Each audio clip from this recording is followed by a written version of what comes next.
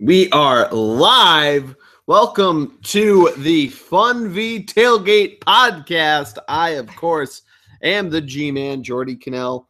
With me is a very good friend of mine. Friend. You could say more. You could say more than a friend. Third and Girls Own Emily Anderson. Emily, how are you? I'm good. I finished class. I dissected a pig. I'm drinking a glass of milk. It's good. Like a grandma. You need your calcium. So we're doing great I'm here tonight. Drinking a little more beer. For those listening live, you might notice this is part 2 for this week. Of course, Maddie D and I have already recorded our NFL action and coverage. If you're listening to this on the podcast, you will hear this coming up in a little bit, probably around the 30 or 40 minute mark, depending on how long it takes us. Emily and I are going to cover college football here. Emily, we've not gotten a chance to get you on the Funvee Tailgate podcast at all. Not yet. What's been your take? It is your debut. What is your take from the first month of college football? Well, the Delaware Blue Hens have a really good defense. This is true. We saw it live. We went live on the road. Yeah. This week they will have another defensive battle against Stony Brook. Two good defenses going against each other. I expect to see a new quarterback than we did last week. Okay. According to their coach, they are going to both see snaps. Okay. All right. For those hearing squeaking take in the background, that's our dog Luna, who we've spoiled with toys. She has a bowl of ramen that she loves to eat. So you hear the squeakers. That's what we have going on there. But we got a lot of stuff to cover coming into week 6 of the college football season. It is week 6. Week 5 in the NFL. Add 1 because the NFL starts on Labor Day weekend. But an interesting week last week. We, of course, went on the road, watched a little FCS action. My Lehigh Mountain Hawks fell to 0-5. Ouch. Yikes. They enter Patriot League play. We'll cover that in a little bit. But on the FBS level, we watched with our good friends Julie and Greg. Greg, of course, being an alumnus of Virginia Technical Institute or Virginia Tech. I don't think is it Technical Institute? It's Tech. I think it's just like. Is it Virginia Tech? Is it Virginia Institute of Technology, VIT? I don't know. I don't know. Well, so Greg. Virginia Tech had a unfortunate run-in with the buzzsaw of road teams that is Clemson. And Clemson just looks absolutely dominant. You can say what you will about Alabama and what they've been able to do. You know, they're 2-0 in SEC play. Clemson, though, 3-0 in the ACC, 5-0 on the season. Josh Jackson actually didn't have a terrible night, but that Clemson defense ate him right up. Did indeed. What were other games last week that kind of took your mind and shocked you in how they performed? All right. So for me, other games, Wisconsin, a 9-point winner against Northwestern. Northwestern, of course, having a big opponent this week in Penn State. We'll get to all of that. Last week, though, Oklahoma State bounced back, win against Texas Tech on the road, moved to 4-1. Louisville, a throttling of Murray State. They are getting smashed. Throttle isn't the right word. They're losing it to NC State right now. But Troy was last week. Troy LSU. We were getting to that. Well, you asked me which one shocked me. That's all right. The one. So there's one for you. Troy LSU, homecoming for LSU. I love when a big team pays $1 million to lose. I think it's so funny. It's funny. It's happened multiple times this year. Nebraska had that earlier this season with Northern Illinois. And your Notre Dame Fighting Irish, Emily. Fine, indeed. Well, they won big last week against Miami of Ohio. They won 52-17. It's the Ivy of the Midwest. What, Notre Dame? No.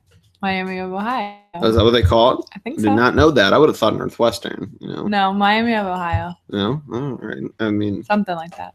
If Kate and Matt Seibert are listening, yes, I agree. If Matt Dennison is listening, go Northwestern. These are my cousins. Sorry, family references.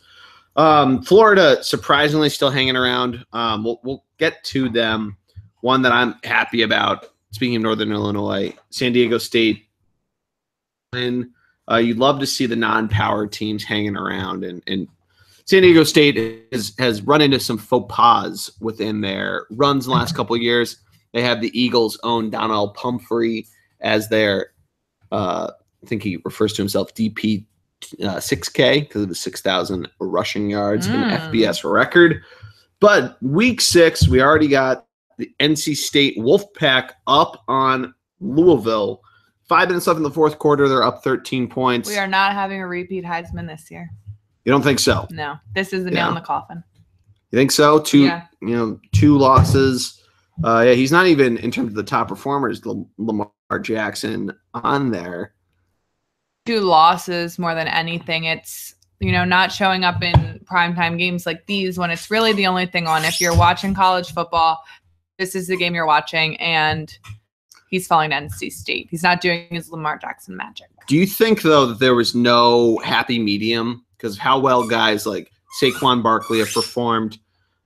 Do you think that there was no, it's either you say he's not going to win it because he doesn't show up in these games in prime time against ranked opponents, or he does, and that's the reason why he should win it.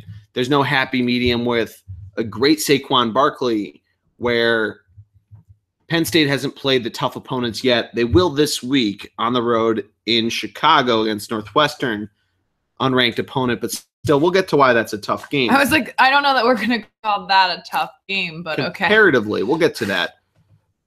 But, get back to the question, was there no, at least right now, happy medium for Lamar? It's either this propels him to the Heisman, no chance about it, or in your case, from even being close to it. I mean, does it completely shut him out from New York? I think with him winning last year, it's the barrier to entry for him into the race is a little higher. There's been one repeat Heisman winner? Only one, yep. So it's not something couple invited in New York. Right, and I'm not saying he's not going to be invited. I'm just saying it's not something that they love to do. It's not like the NFL MVP award that, Tom Brady can win a million times. It's something that they like to kind of spread out and give to different people. So I think for him to have repeated as a Heisman winner, he needs to be even better than he was last year and by a significant margin. And that's not what we're seeing. Yeah, so it's interesting. I mean, tonight he record of quarterback rushing touchdowns. Obviously, we're not talking Tim Tebow levels. He's SEC. Still, though, records meant to be broken. He's tied it. NC State has the ball, though. I mean, this game seems pretty much locked up. So within the ACC, it's interesting. We've seen now more and more games that are becoming between ranked opponents. The ACC and the SEC, kind of almost flip-flopped in terms of one division's kind of a joke. It has been for a while in the SEC East. The SEC West, though, I mean, it's Bama's to lose. I mean, it's nice to see the ACC there. I've always liked the ACC. I had an affinity towards Duke in my younger years. That, of course, the ACC college football powerhouse that they are, or double-A football to take the shitty team that was Duke and make them into a college powerhouse every single year because they always sucked until 2013. You get a satisfaction that way. You're virtual guys. You recruit some people. Remember, I had a quarterback, molded him into my own. Coach Jordy. All right. Did a good job. But still, the ACC kind of getting into that spotlight, kind of what you wanted and hoped for when you brought in these teams like Louisville, like Notre Dame, even though they're not football in the ACC. They kind of are, but they don't count. But they're coming into their own that way, and obviously the basketball and lacrosse do a ton for them as well in terms of Northeast elitism. But regardless, this is a football podcast. I mean, going through the rest of the week, there's nothing really on Friday. What's a couple matchups that stand out to you on Saturday, or big storylines even? Yeah, I'm a big fan of the storyline personally. Okay. And it's a good take. Maddie D and I usually just look at the matchups. Tell me some stories. Yeah, I'm a big story person. So one that is not going to be a close game, but I think is pretty interesting in terms of career trajectory and storyline is the Alabama A&M game. Yeah? Yeah. Tell me about it. Because if you look at Alabama, and credit to The Athletic, I've been doing a lot of The Athletic reading and, learning a lot of things there. They're not Patreon, so what just subscribers? Subscriber, yeah. Right. I'm do it for Godner, but I get all the good info. Godner's his Twitter is godly, but I'm sure his writing, as we know from previous iterations, still pretty great. Sorry, continue the story. So it's Aggies Crimson Tide. Right. Tell me about it. And it's interesting that if you know anything about Nick Saban, he doesn't like to lose. One time that he did lose was on a Hail Mary touchdown by one Johnny Football about 4 years ago. 4 years ago? 5 years ago. 5 years ago. Oh, how the mighty have fallen. And that game kind of propelled him into thinking about his defense in a different way, and that Saban can't stick to his hard-nosed coaching the way he wants to. He has to college football is going, and if it's going in a different direction, then he has to build his defenses around that direction. And I think we could say that Alabama has consistently had one of the best defenses, the best defense in college football. So it's interesting. They've always done a great job of matching it in college football. It's funny of how the SEC defenses have gone, because you haven't really ever seen really a great secondary player come out of Alabama, but somehow they've always been able to match that. You had the next year a complete shootout between Alabama and Texas A&M, where Johnny Football almost single-handedly won that game back in 2013, and Bama was still able to match it. And here we haven't seen Jalen Hurts play great. Bama, of course, has done a lot. The thing with me, they're 26.5-point favorites on the road, which there's a lot of lines this week that are really, really wonky. And usually longtime readers of the Funvee Tailgate blog will know if you're more than a three touchdown favorite, I just don't even pick it against the spread, because you're basically going to no man's land there. It's stupid to try to play it anything that way. But this is something where it's almost like the Penn State-Ohio State game last year. Ohio State's a 4-touchdown favorite coming into it. You almost have to give Kevin Sumlin, who's battling for his job. If he doesn't blow that lead against UCLA to start the season, he's 5-0. Matchup with 5-0 opponents. I think Bama still pulls it out. I think it's a little closer, like you were saying. Interesting storyline coming in, especially with someone on the. Another small interesting storyline is Jalen Hurts from the Texas area. His dad's a football coach in Texas. So there's wouldn't be surprised if someone knows his dad. Wouldn't be surprised if there's, some commingling. Not in like a weird way, just, connected. Texas football, Texas forever. Gotta always sneak the Friday Night Live reference in. Their eyes full, hearts can't lose. Well, it's off Netflix, so someone's got to put it out there. We're all losing now. But tell me, what other storylines are you looking at this weekend?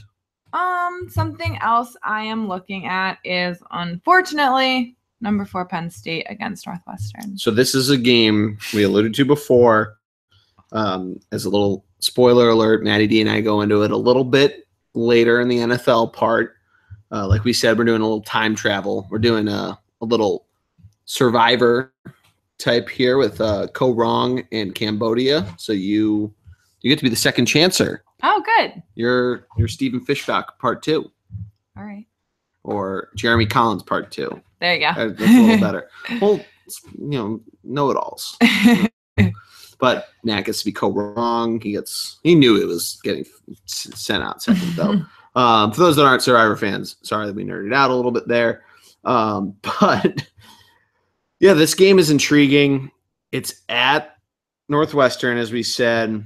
It's one of Penn State's cross division games. Interesting 14-point favorite on the road. Northwestern. I say this a lot about a lot of Big Ten teams, but they're a tough out, I think. You saw it with Penn State at Iowa a couple weeks ago. Trace McSorley, not the best game. I think Saquon still does very well, which for as much as we've talked about how great he is, and don't get me wrong, he's the easy front runner for the Heisman Trophy. In terms of on actual offense, at least when he's handed the ball, he's a lot of catches and a lot of runs, or a lot of catches and runs off with it. Between the two, he only has 6 touchdowns on regular offense. He's a lot of special teams touchdowns, so don't get me wrong. Easy front runner. McSorley has done a great job. 12 touchdowns in 5 games. So, a little over 2 a game. Standard production out of a college quarterback. It's not Aaron Rodgers we're talking about here. Saquon, though, definitely a good pick for the the MVP of this game. McSorley, though, I think trips up a little bit. I think this game gets a little closer at Ryan Field. I see a little bit of a trip up by Penn State. I don't think they lose, but I think like with Iowa, I think it's a close game. And unlike the Iowa game, there's no weird backdoor cover that ends up happening. Penn State, I think, wins but doesn't cover. We'll spoil alert for the blog when this comes out tomorrow, or I guess today, because we're going to release it on Friday. It's an interesting game. A lot of tickets still available for you Chicago people out there. Hint, Matt Dennison, hint. Also an alumnus of from $15, though. They're a little pricey. Well, yeah, comparatively to the Oklahoma-Iowa State games at $5. But comparatively also to playoff baseball, you could have gotten into the Red Sox-Astros game for $19 today. But, yeah, I mean, it's an interesting story. I kind of jumped right onto it. Why is it interesting to you? Why is it interesting? Yeah. Mostly because of Saquon. That's really why I think watching this Penn State is worth watching. I think without him, they are not that good. Okay. Probably a little biased against them. Yep. I would say so, knowing you. But, but I just think that he's a fun player to watch. I don't even want to say they're a fun team to watch. I want to say he's a fun player to watch. And that's why I think it's worth watching. Okay. That's it. All right. I don't think that it's a close game. I don't know that Northwestern has a strong home field advantage. I don't know that people at Northwestern care about football, not like Iowa. I'll tell you, they have a very strong home field advantage, or at least a lot of season ticket holders take the team very seriously. My grandparents, of course, being them for Are you a little biased long too? Time. Biased for a couple reasons. I've never been despite growing up in the great state of great Commonwealth of Pennsylvania. I must correct myself. One parent from Chicago, grandparents that were season ticket holders at Northwestern. Not a fan myself. I choose to root for a different Big Ten team, which you will be rooting for this weekend, I'm sure, as we'll talk about in a second. But even with any sort of bias, that line, 2 touchdowns on the road, when the last time, especially if it's raining, you have to really key in. And even if you're stacking the box, I think he still does a great job, and it's enough to win, but I don't think by more than 2 touchdowns. Possible to push because it's right on an even point number, especially an even touchdown point number, but an interesting game. But a couple games I think to look out for. One, obviously, is Michigan State. ABC game, not game day. Michigan, a 10.5-point favorite at the Big House. I mean, I think it's Michigan's just go out, throttle them. Michigan State is not good this year. They're not good. They're 3-1. They're already 1-0 in the Big Ten. But looking at some of the numbers, some of the leaders coming into the clubhouse, their quarterback is 8 touchdowns, not the best completion percentage, not the best total yards. Similarly, though, not the best weather, and I think that favors Michigan in this way. Ty Isaac, great running back. We've seen inconsistent quarterback play from them, so the weather kind of forces the ball out of Wilton Spate's hands. Their defense still has been great. They're coming off a bye week. And the big thing that you're going to hear over and over and over is the last time they were here 2 years ago. Michigan had it all wrapped up. a muffed punt turned into a Michigan State fumble recovery into a touchdown. And it ended the way it ended. But I think going into it, and this kind of ties back into Penn State, they go into an interesting run of games in the upcoming weeks. They play Michigan at home in just a few weeks. They play Ohio State on the road in a week before that. Michigan here getting through an arch rival, their former little brother, as a one Mike Hart once called them. I think this is a great game. The Big House is always rocking for these types of games. One of two big rivalry games at home. They're, of course, being Ohio State. I like Michigan here. I like them to cover it. But, what do you think on this game? I don't have a ton of thoughts on this game. Okay. To be honest, I think that it's going to be an easy Michigan win. Like I said, Michigan State is not good this year. Yep. I don't know. They don't play like a normal quote unquote Michigan State team does. No. So I don't know. I just think it's, Michigan's to lose. Okay. All right. Well, let's look at your Fighting Irish. Technically an ACC game, but it doesn't count as an ACC game because they're not in it for football. But they have to play so many games due to their basketball and other sports commitment. At North Carolina, a team that really has been affected by what's going on and was kind of exposed as really missing Mitch Trubisky. They're 1-4. Bears starting quarterback Mitch Trubisky. True. Mitchell now. He decided to be mature for the NFL. Okay. But yeah, tell me about this game. What should we expect for Notre Dame, and really kind of the outlook of the season as a whole as we kind of get towards, looks like they're going to get bowl eligible, but what can we expect out of this? We should expect Notre Dame to win. Yep. And going forward, what should we expect? I mean, they're over 2 touchdown favorites, 14.5. You like that line? Do you hate it? Tell me about that. I don't like big lines in general. Yeah.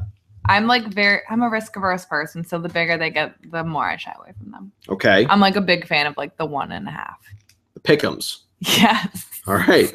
That's the way I like to do it. Yeah. I get it wrong like 75% of the time.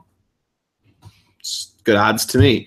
But what about going forward with the rest of their schedule and everything there? I mean, they should make a bowl game. Do you think they make New Year's Six? Do you think they're kind of that second tier from there? I mean, I'm looking at their schedule. So they have UNC. I think that's a win. You have USC following that, which was Sam Darnold, who's not been playing as. That in LA or is it Notre Dame? That is at Notre Dame. At Notre Dame. Ooh, so interesting game. That's a fun game in South Bend, but I think that the Sam Darnold stock as a college quarterback has fallen a little bit. I don't know that certainly he's fallen on the big boards just because of his talents and skills, but as a college slinger, I don't know that he's regarded as highly. So I think that's a winnable game. NC State, I think, is a winnable game. Then you have Wake, Miami. I haven't really watched a ton of Hurricane football, so I don't really know. To be honest, nobody really has because of all the stuff Hurricanes. down there. Yeah. Ooh. Little play on words. That was yeah. Then they finish up with Navy and Stanford. So, I mean, I don't think that, there's no Alabamas or Clemsons on that schedule. So, I mean, they could win out. They will, but I think that they're going to, win 5 of those. Yeah. So what? That's 5-7 the last games. So they'd be 9 and maybe 10-2. They played 12 games. They've only lost 1. Right. 10-2. Or if they win 5-7, they'd be 9-3. 9-3. Yeah. Yeah. I mean, that's good enough.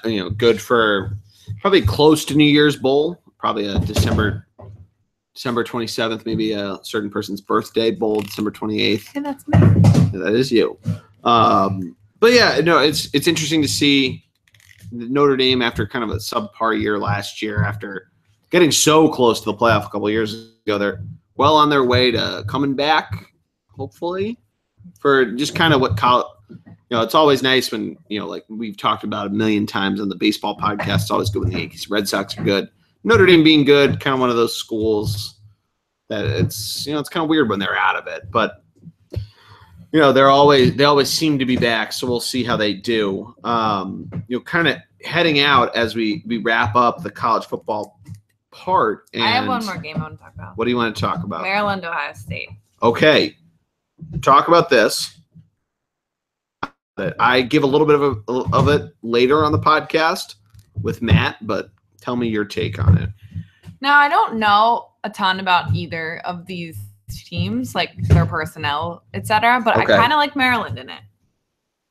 Do you like them to win, or do you just like them on the line? No, the line, I say this later, I think the line is terrible. What is the line? The line's like 31 points. Oh, on the line, I 100% take Maryland. Terrible. But I kind of take Maryland to win this game. Yeah.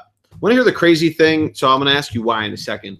The line, minus 31 Ohio State. The over-under 60.5. So call it 61 points. That means they're saying that Ohio State is going to win, what is that? Like 45 to 15? Something like that. 45 to 6, 46 to 15 is what they're basically saying. So, okay. But tell me why you like Maryland to win. I watched Maryland play that opening game against Texas. Yep. And, I mean, Texas is back. Texas is not quite back, but they are ranked still. They've had a couple good wins since that. Right. So, I mean, they're not, your normal week one team. It was a good game to start the season. And I watched Maryland, grit that game out. And Ohio State is 10 right now, which is the lowest that they've been in a while. I think that Ohio State's kind of going down just a bit. I mean, Urban Meyer's a great coach. They have good players. I just think that this is not their year. Okay. And I just think that this is a game where, Maryland could sneak in there. I like it. I like it a lot. Yeah. All right. So 2 more games I want to talk about. One's going to be quick, but before we get to that one, LSU looking to bounce back against Florida. A game that always seems to be impactful, intriguing, and exciting. They're in different divisions. LSU comes in plus 2.5 at Florida. Florida, who is now ranked, and I like LSU here a lot. I think they bounce back, especially after a shit loss to a Troy team. Florida, I still am not sold on. They look terrible against Michigan. They're playing in a wonky SEC East. And, you got to love Coach O in these types of scenarios. And the gumbo and the go tacos and it's almost getting close to trap game type of vibe for Florida. Game that always seems to matter, and I think it's one that you got to watch out for here. Do you have any thoughts on that one? No, I agree with you. I think that LSU comes back and wins this game. I think that they probably have a lot of alumni in that locker room this week trying to hype them up, the Ben Simmons of the world. It could be. I don't think Ben Simmons cares about LSU football. I hope so. But get him up here for Temple and he'll be there. Yeah. But I think that they need to bounce back from that homecoming loss, and this will be a game to do it. Yeah, and it's interesting. I asked you about Notre Dame. LSU, you kind of have to wonder with Coach O going from interim coach to full coach. They lose this, they're 3-3 at the midseason mark, and you got to kind of wonder how are they going to go forward. They still have to play a lot of their SEC West schedule: Bama, Auburn, Texas A&M. You wonder how they fare. I mean, that comes into a weird scenario where you're putting a lot of pressure on some of those other games to become bowl eligible. I'm pulling up their schedule now, but you got to kind of like them here. The rivalry game, things always kind of get a little interesting when these two teams meet. But I mean, because just going forward, they bounce right back into a game against Auburn, which is loss. At Mississippi at the Grove, could be a win, Ole Miss. Then at Alabama, throttling. Week off, or no, not even a week off. Versus Arkansas, loss, probably. I mean, they might not be bowl eligible, and you kind of had some high hopes for them. Losing to Mississippi State big, beating Syracuse by only 9, not so good. I mean, really, your only good wins were a shutout of BYU and Chattanooga to be 2-0 in the season. But the final game I want to quickly talk about. I talk about a little further with Maddie D. Is the game day game. It's being played at 3:30 on FS1, but College Game Day will be there. TCU hosting West Virginia. I think this is a really intriguing game. TCU is favored by just under 2 touchdowns. Emily, what are your thoughts on this one? I don't have any thoughts on this one. You don't? Why not? Because I don't know anything about either of these teams. So West Virginia's quarterback is Will Grier. Mm-hmm. He used to play for Florida, and then he got caught for steroids. Then he transferred to. Is he the really old one? Is he old? He's fairly old. I think he's like 25. Yeah. He went to Louisiana Tech, which is the FBS school, but now is at West Virginia. He's transferred twice. He's done pretty well for the Mountaineers to start. Got a great bounce back for their season since playing Virginia Tech. Listen on later when Maddie D and I talk about this game. Learn about this game, and we can talk about it. But that'll do it for our college football coverage. Emily, before we wrap it up and flip it over to part 2 and wrap things up on the live end for the night, give me your take on the Birds. Oh God, I love them so much. All right, so expand, please. Carson's playing great. 2 weeks ago, I was a little iffy because they relied on Carson's arm way too much, but they really got the run game going last week. Okay. And I could watch that LeGarrette Blount run where he just ran with the defender the entire length of the field like a million times. Jake Elliott, if I ever see him in the bar, I'm going to buy him so many drinks. Yep. I'm sorry, Caleb Sturgis, you probably lost your job. Probably. And I'm feeling really good about the Eagles winning the NFC East. They're not gonna win the NFC East. Okay. And yeah, I feel good about the Birds. Cardinals this week. How you feeling about the Cardinals? I feel good about the Cardinals. The only thing that ever really scares me about the Cardinals is if Carson Palmer and Larry Fitzgerald get on this creepy Zen pathway where they're just clicking on everything, because Larry Fitzgerald can single-handedly beat you in a game. Yeah. Sorry, got a funny little note that I was reading there, but no, it's interesting, and I will say, and the Eagles' defense being a little less good because now they're a little banged up, but when they're not banged up, the front 7. I need Fletch back. Fletch isn't back yet. Yeah, when Fletch is back, and I will say, it's a great take. Stay tuned for the second half of the podcast where Maddie D and I talk about the Eagles and our takes on it, our surprises. Maddie D has a great take on the defense. I talk a little bit about the offense and everything. But if you've already listened to it live, you know what we're talking about. Podcasters, stay tuned. That'll do it for us here on the college end of it. Emily, thank you so much for coming on. Of course. I'll see you for basketball. Oh, yeah. Well, housekeeping in the midst of the podcast. We are going to be doing a basketball podcast. We'll probably be doing it on Sunday after the Eagles game, so late in the afternoon. But I think that'll do it for the first half of this. Everybody stay tuned for the second half. But if you're listening to this live, I, of course, am the G-Man with Emily Anderson of thirdandgirl.com. Have a good night, everybody, and we'll talk to you soon.